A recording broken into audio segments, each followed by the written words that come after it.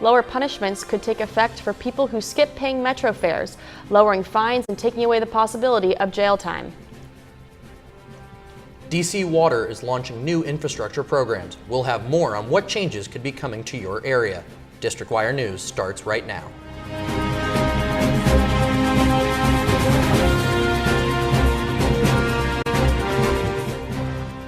Good afternoon, I'm Ryan Siegel. And I'm Rachel Ferroni.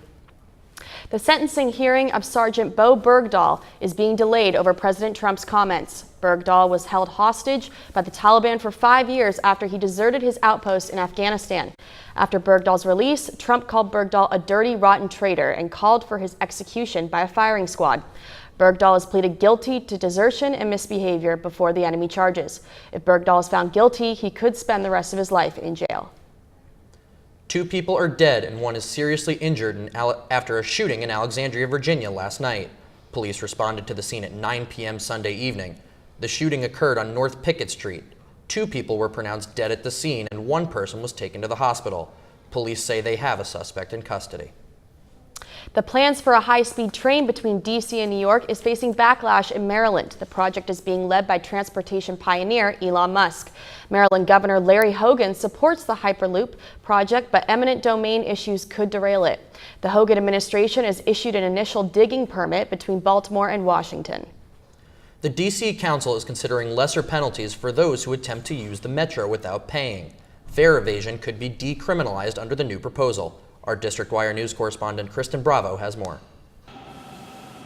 The D.C. Council is considering a bill to decriminalize fare evasion on the Metro. Councilmember Trayon White introduced the bill last week, stating that harsh penalties for fare evasion are not beneficial to the public. Some D.C. residents agree, saying that using the Metro without paying should not be a criminal offense. I think that we should limit it to fines, very high fines, I'd say. Go for up to $250 a piece, but I don't think it should be a criminal offense. Currently, fare evasion is a criminal offense, punishable by large fines and in some cases, jail time. The new bill, called the Fare Evasion Decriminalization Act of 2017, would make fare evasion a civil crime under the DC Code. It would also lower the fine for offenders from $300 to $100 and eliminate the possibility of jail time. Some experts say crackdowns on fare evasion disproportionately affect people based on their economic status. The problem with it is that it very disproportionately targets certain groups and members of certain communities, specifically poor people, right? If you're not paying for the Metro, likely it's because you can't pay for the Metro. So it basically punishes people for being poor, which is problematic. Others say this is not the only offense that should be decriminalized, especially in the case of minors. We need to decriminalize lots of things in the criminal justice system, particularly for minors, so that's a step in the right direction, and cities across the country have either done that or are looking at that now. San Francisco, Portland. And there's a study about Brooklyn, for example, that also indicated that this is a problem disproportionately impacting black males, youth in particular, and I do think that's all worthwhile looking at, absolutely. Chief of the Metro Transit Police Department, Ronald Pavlik, testified against the new bill in front of the D.C. Council on Thursday. He said that changing the current law would signal to D.C. residents that failing to pay for the services is not a serious violation. Metro provided data but would not interview for this story. For District Wire News, I'm Kristen Bravo. Parents in Fairfax County are campaigning to change the name of one of its schools. The campaign is the Strip Falls Church's J.A.B. Stewart High School of its name. Parents started the campaign through the Stewart Alumni Group Facebook page with a post asking to put an end to Confederate names for public schools, and Stewart was a Confederate general. The 2-year debate is set to end this week, with the Fairfax County School Board expected to pick a new name by the end of the week. A high school in Maryland is on high alert after someone posted threatening pictures on Snapchat. Eleanor Roosevelt High School stepped up security this morning, adding additional police as a precaution, the principal said in a statement. Images that circulated between Sunday night showed assault rifles and the words, "Don't go to school on Monday." Mayor Bowser joined the Kickoff for Green Infrastructure project today. New green projects will improve DC's sewer system by making it more efficient and environmentally friendly. Our District Wire News correspondent Tim Lee has more. DC Water kicks off green infrastructure projects in Northwest DC today, launching a series of green projects that will improve the health of local waterways. DC Mayor Muriel Bowser joined the kickoff. This project really represents the start of our green infrastructure projects. Now, supporting the green infrastructure is another step in making sure that we can have a sustainable city. The green infrastructure projects aim to improve sewer system in a green way, protecting public health and environment. We were going to build a tunnel underground, unseen here, and instead we're building green infrastructure to capture that rainwater.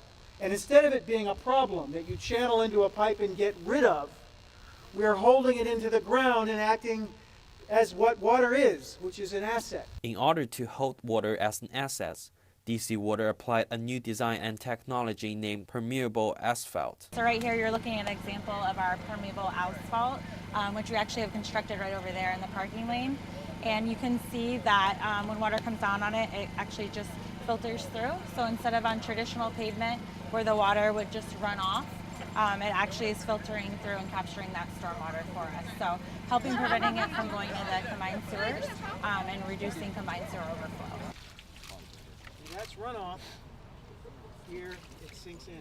Wow. That's exactly the design.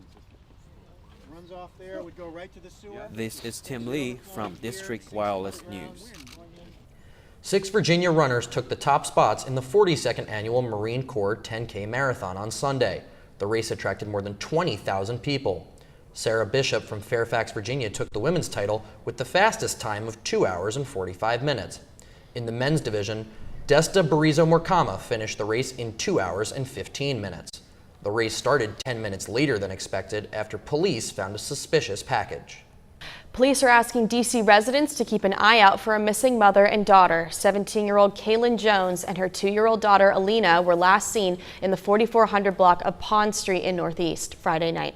The mother was last seen wearing an unknown color shirt, black pants, and a black fur coat. Her daughter was last seen wearing a white shirt, leggings, gold tennis shoes, and a black coat with silver stars. October is Breast Cancer Awareness Month, and in D.C. it holds a special significance. The CDC's latest statistics showed that D.C. has both the highest breast cancer incident rates and mortality rates in the country. This weekend, Mayor Muriel Bowser participated in the Ward 8 Breast Cancer Walk. The walk honors the memory of Diane Bushrod, a Parks and Rec employee who died from the disease in 2006. The American Cancer Society says women older than 45 should get yearly mammograms as a precaution. More than 1,000 residents are still displaced after a transformer fire in a high-rise building in Bethesda. The Saturday morning blaze sent 18 people to the hospital and caused about $1 million in damage. Residents of the North Tower are awaiting approval to return to the building. A new healthcare website will let Maryland consumers compare hospital rates for the first time. The purpose of wherethecost.org is to bring more transparency to hospital pricing practices. And the FDA has approved a new vaccine for shingles that provides broad protection. That and more when District Wire News continues.